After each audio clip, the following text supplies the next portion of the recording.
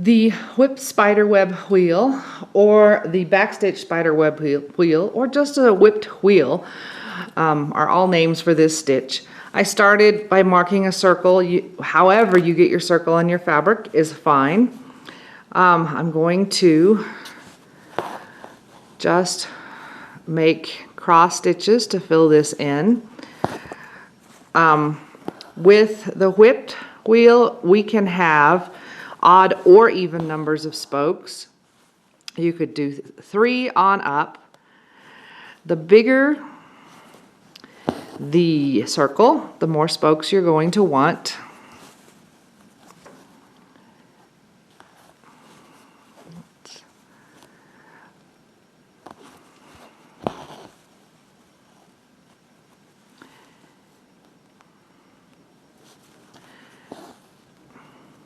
And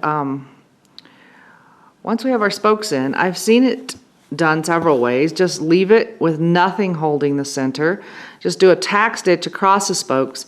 And another way I saw, which is what I'm going to do, is to bring my thread up between 2 of the spokes. So this is going to give me an odd number of spokes. Slide it under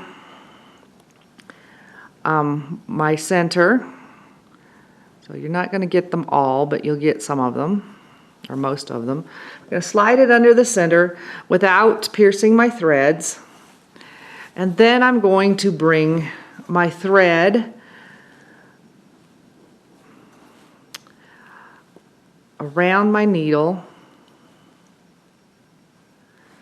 and pull up. And that will give me a knot in the center. Okay, so now I can start weaving. I'm going to go ahead and tie this off so that I'm using a different color so you can see it better. I'm not weaving. We are not weaving this one. We are going to whip stitch it. If I hadn't switched thread colors, I could have just immediately started. So to do this, we are going to go under 2 spokes. Pull the thread through. Then we're going to wrap our thread around the second spoke and then go under that second spoke and the one after it. So 2 spokes again. Every time we go under, we're going under 2. So again, the furthest one that we just came out from under, we're going to bring the thread back over the spoke, put the needle under it, and under the next spoke.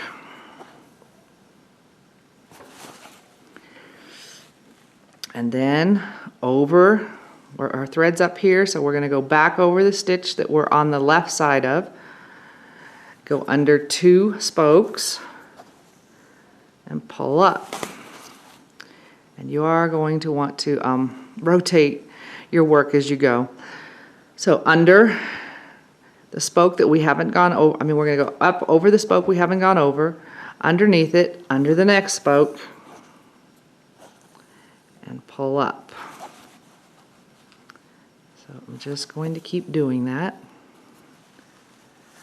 We go under 2 spokes, over 1. Under 2, over the last one we just went under. Now again, for the whipping of this, you could use a bigger thread. It would fill it in faster. So it could be a decorative thread. You can switch out colors partway through. Variegated thread would look really good on this.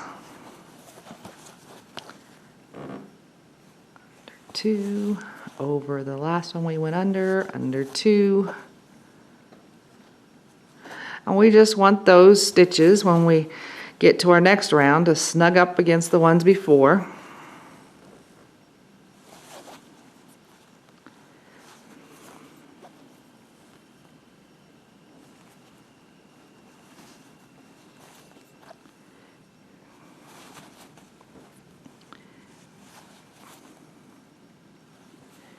And I'm going to go ahead and work on this off camera so we get a time lapse. Okay, so I'm pretty much finished. I'm going to just do a couple more stitches out here on the outside edge, and to finish off I'm just going to, rather than going under and over under 2, I'm just going to go down and over that last one that I did.